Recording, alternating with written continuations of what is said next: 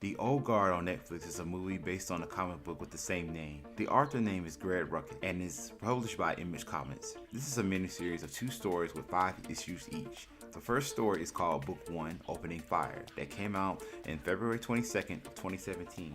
The second book is called Book 2, Force Multiplied, that came out in December 18th of 2019, and the series as a whole concluded July 15th, 2020. I plan to read the whole series myself once I can make time between scripts, being a father, husband, etc. But I digress. The Old Guard is about a group of immortals that fought in every era and now have to train a new immortal and has to give them the bad news that they will have to disappear from their loved ones, not only to keep themselves but their loved ones safe.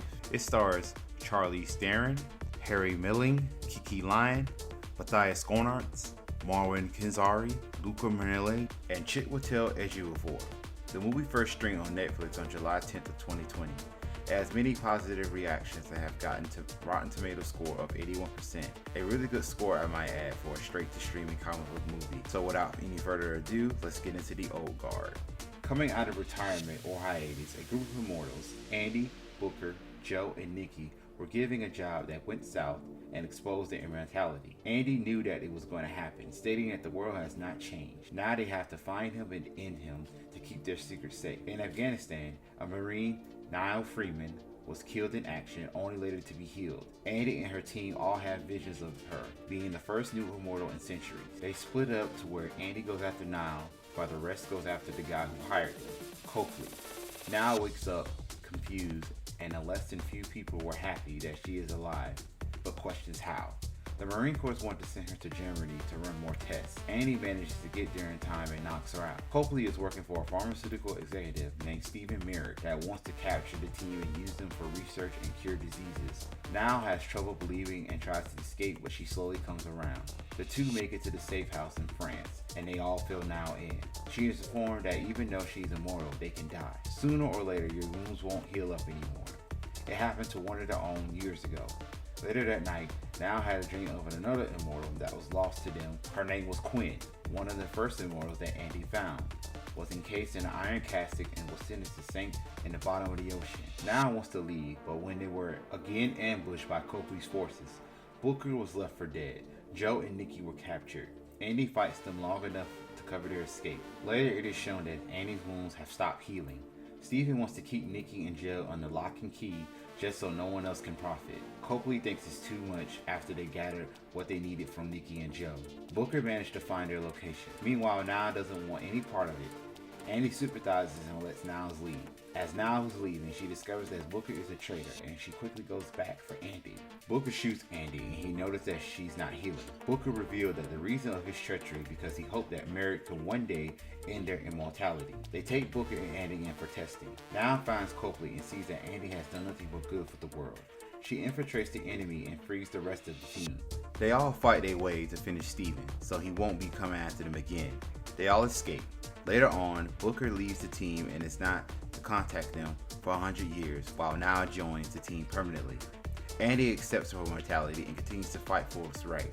Months later, Booker is astonished that Quinn is alive. The Old Guard raises questions for the ones who are immortal, the people who want to exploit and use them for their own personal gain, and the people who are fearful of what they don't understand.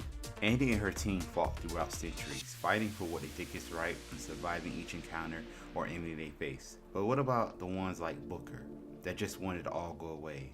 I'm not saying that his betrayal was justifiable, but what would you do if you've done everything and possibly know everything in the world and all you have left is fighting?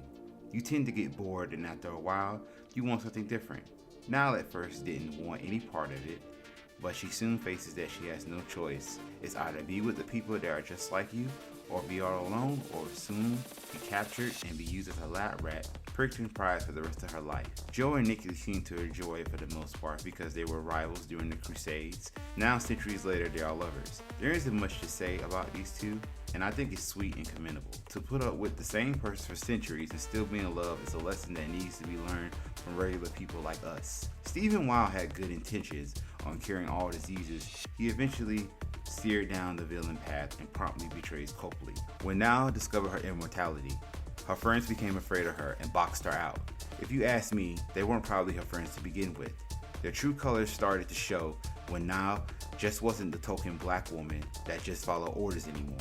I think their behavior is a prime example of why certain people in this world, including other minorities, fear of black people having superpowers. For example, look how much backlash Luke Cage got when certain people found out he was bulletproof and the cops couldn't gun him down. I was confused because Luke Cage had been around long before he came to the small screen. I guess it was okay due to him being in comics for decades.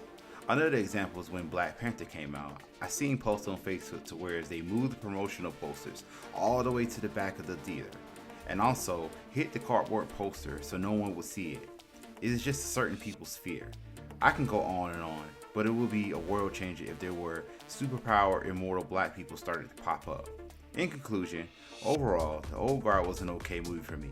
Maybe the sequel, which highly unlikely will be anytime soon, will change my opinion. In the meantime, I will be checking out the graphic novel as a whole. That's all for today. Don't forget to like, subscribe, and see you next time.